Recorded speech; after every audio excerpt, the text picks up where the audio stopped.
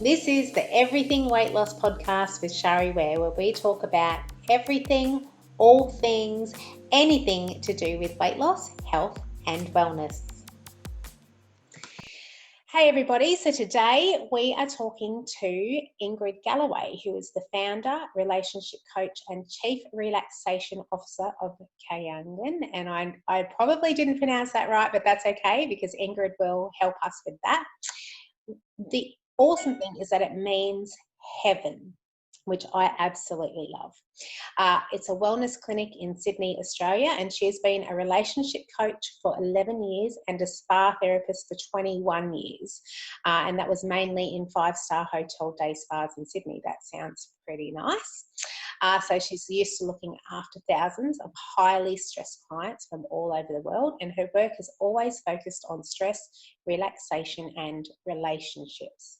Today we're talking about shame, guilt, and anger in relation to our relationship with self, our partner, and food. And my very first of all, welcome Ingrid. Thank you for joining us. Thank you, Sherry, for requesting me to be your podcast guest. What an honor. Thank you. Thank you. And so my very first question is, I'm going to ask you, why do you do what you do? How did that all come about? Right. So I came from Indonesia, and I came here when I was 21. So I had a very religious upbringing from my parents and family. And I knew that they loved me the way they could, but it's interesting. I noticed watching back that yes, they're loving, and the teaching also focusing on love, but then love and forgiveness, but then heavily focusing on shame, guilt, and anger. So I guess it's a religion thing. It's also a cultural thing that there's a lot of shame, guilt, and anger. And then when I dig deeper into myself, they don't necessarily suit me. So I always wanted to go overseas. Growing up as a teenager, I never asked, hey, mom and dad, buy me a motorbike, which a lot of teenagers, Indonesian teenagers ask, or hey, mom and dad, buy me a car. Never. I always want to go overseas because I want to escape. I want to have another, place of living that may suit me better. Yeah. So I didn't feel home back home. And then I moved to Australia at the age of 21 to marry my first husband. And unfortunately, it was an abusive relationship. So 10 years abusive marriage. And then I left after 3 attempts. And it's focusing on the shame, guilt, and anger. So I did some mistakes to my ex-husband, and due to my shame and guilt towards my ex, I allowed him to express his anger and abuse for many years. So he didn't do a lot of physical. There are a couple of occasions physical abuse, but almost daily verbal and emotional abuse. And as some people said, the verbal and the emotional abuse, you can't see it because it's not blue. I look all right, but inside I was not all right. Yeah. Right. So I gained depression and anxiety. And then when we finished, then I started my self development journey to heal myself. And then I went to self-development seminars, went back to college to study counseling and life coaching. And straight away, I knew that I would be a coach and my niche would be in relationship. Because I am really compassionate to help others in similar sort of predicament, whether they want to strengthen their relationship or whether they want to heal due to their brokenheartedness. That's my story. It's amazing how much our life story impacts on where we end up in our profession, and I do believe that happens for a reason. You are doing what you do today because of everything that you've been through. So that is an amazing story, and so I feel that you would have had what I call a superpower come out of that. So what would your superpower be? I reckon my superpower would be resilience, because I have been through a lot and I'm still here. Say, with my divorce, I lost, all things material, and my mom also felt that I was a failure. But then it's like, hey, I gained myself. That's the most important thing. Yeah. So now I have healed myself. I didn't have my feeling towards my ex is neutral, definitely neutral. So I don't feel any anger, nothing. Yeah. So yeah, I feel that I have resilience. I am still here doing what I'm doing, living on purpose. And I reckon another one, I can easily make people relax and relate to them quickly. That's why I can make thousands of people relax, just like in your intro. Yeah, so that's a pretty good superpower, I feel, especially Yeah. in this day and age, in the busy modern world that we live in. There's a lot of people who are stressed to the max, and if you can make them relax super quick, then that's definitely a good thing. So I'm going to ask you, what are the biggest mistakes that people make when it comes to their health and wellness in your experience, and focusing on that topic about shame, guilt and anger in relationship with all of our relationships, I guess. Yeah. So number one would be listening too much to the noise out there, because especially in my conditioning, I need to listen to parents, teachers, older people, employers. It's just in the culture called respect. So you need to respect older people, and therefore you need to listen to them. But then, if it doesn't suit you, uh, do you feel guilty? Like, you know what I mean? Like, a lot of people give various advice, but you need to discern to the one that suits you and not feel guilty about it. Yeah. And number two is putting too much pressure upon yourself. Now, when you try to follow everyone's advice and please everyone, you become overwhelmed and drained. Then say if you can't accomplish what you should do, that's why I put this quote unquote should, because I'm trying to erase the word should in my vocabulary. Actually, it just feels very forced. You become angry at yourself and possibly at your partner too. So it's definitely not a win-win for everyone, and I like win-win for everyone concept. Thirdly, not taking enough time to know yourself. When you are young, for example, you just want to fit in and really keen to do whatever it takes to fit in. But then with age, there comes wisdom, hopefully, and you tend to not care too much about, the gossip out there, or when other people try to project their values onto you. Yeah, whatever, this is me. I own it. Yeah, You like it or lump it, right? definitely. Yeah, and lastly, not listening to your body or your intuition enough. It's like there's a knock on the door. If you leave it for too long, it becomes a bang, a loud bang. It will eventually smash your door. So in this case, it will smash your body and health if you don't listen to the signs. Yeah. Okay, so I'm going to touch on a couple of things that you spoke about then, which were really awesome.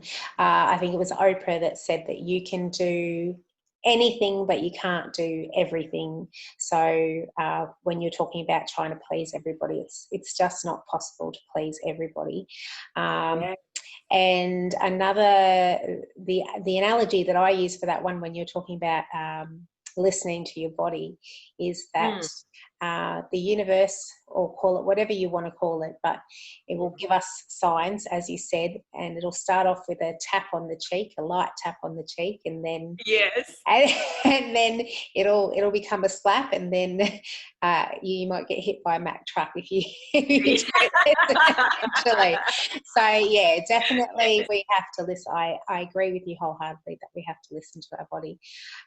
So, and also that word should that you're trying to eliminate from your vocabulary, that's very interesting, because one thing that I always talk about is that language is very important, as you would know, if you're trying to eliminate that, and that word should automatically makes us feel like we're wrong.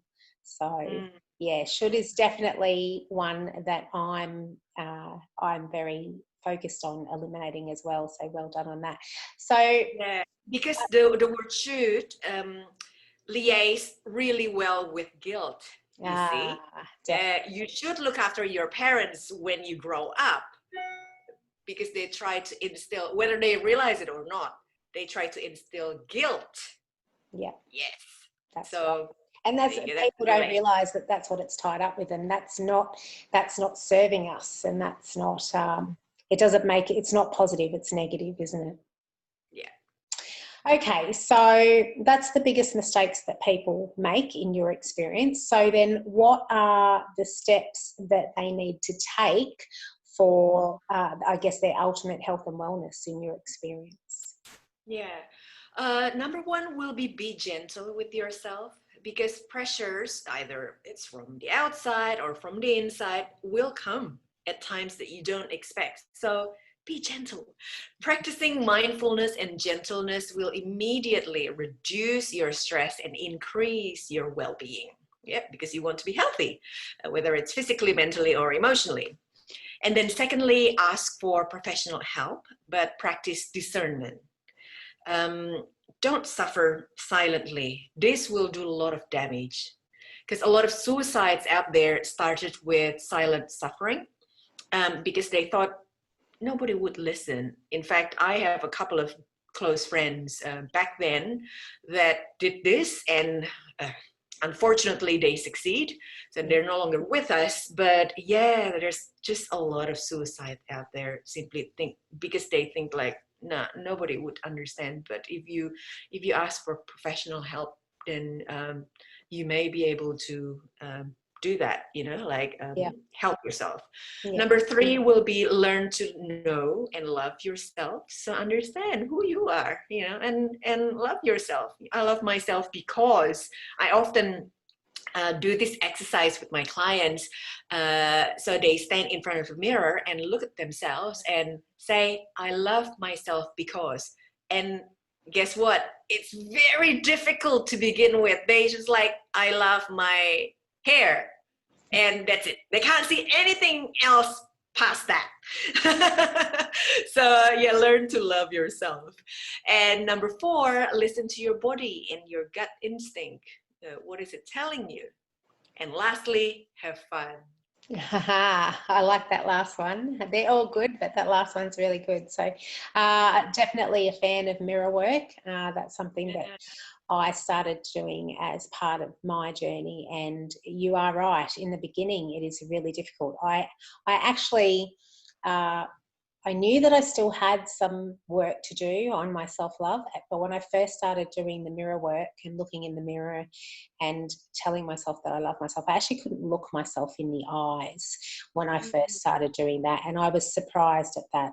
I didn't realise that I still had that much work to do. So, but it is one of those things that when you persevere, it's unfamiliar and it's uncomfortable in the beginning, but the more that we do it, the easier it gets. So definitely going to back you up on that one. I'm a big fan, and I actually I believe where I got it from was I was listening to a podcast by Louise Hay where she said that was one of the first things she did in the morning, and I thought, oh, I'm going to do that.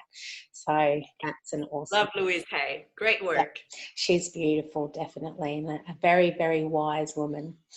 So what would be, if somebody's listening to this episode and they know that they have some work to do in this department, what would be the one action step that you would suggest they take after listening, one thing that they can do straight away after listening to this episode?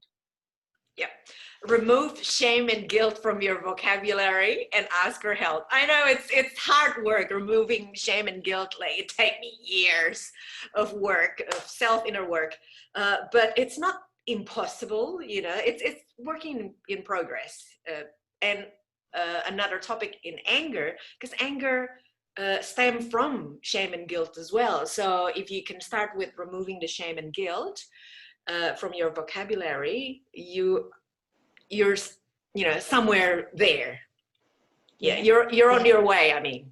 And I feel that a lot of people are quite often not aware of the extent that these things have worked into their subconscious.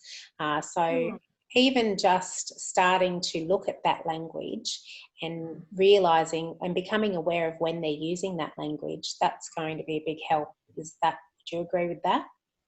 Definitely. Australian is very vocal in saying this.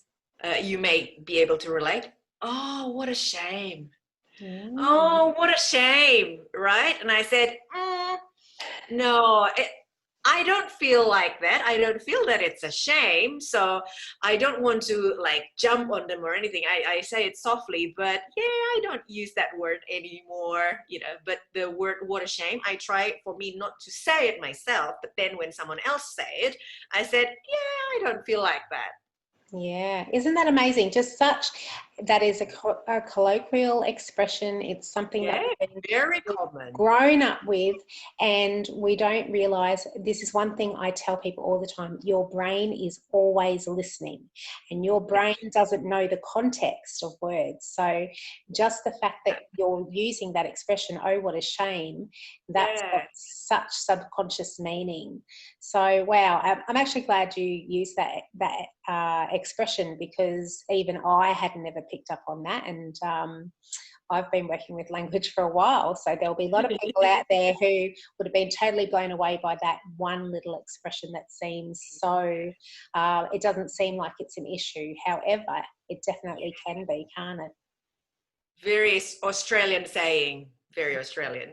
Definitely. Okay, so what is the one thing that you want people to walk away knowing? What's the one big thing? If I can say something about myself is, connect with me. I help stressed people, broken-hearted singles, and loving couples. Well, I own that I would like to pitch for myself and strengthen their relationships with themselves and their intimate partner. No shameful here. If you want to join my workshop or one-on-one coaching or future retreat, have a chat with me, and we'll see whether we're a good match to work together. So yeah, unshamefully, I declare that, hey, chat with me. Well, that's awesome, because you just showed that you don't have those things holding you back anymore, which is a really good place to be. And if people do want, that one thing to know, I feel that one of the biggest things you did say when we were talking earlier was that getting help, because a lot of times people just don't realise, they're not aware, they haven't done this specialised work as you have done, and so they wouldn't even realise how they're hindering themselves rather than helping themselves. So sometimes we need help with that. We need some guidance. We need somebody to make us aware of the things that we're unaware of, and that's how you help people. So that's definitely a good one thing to leave people with. And I know that you will give me some links so that people can contact you and book that call with you. Is that something you'll pass on? Definitely. Yes, awesome. Thank you. Very good summary there. So thank you so much for joining me, Ingrid. I hope that anybody listening or watching this episode gets some value out of it, and I'd love to have any comments or feedback, or if you want to get in touch with Ingrid, I will be putting all of her details in the show notes. Have a great day, everybody. Thank you so much, Shari. Bye, everyone. Thank you so much for joining me on this episode. Remember to check out the show notes, and if you have any comments, feedback or suggestions, I'd love to hear them. If you've received value from this podcast, make sure to subscribe, and I'd love you to rate and review the show. Have a fabulous day.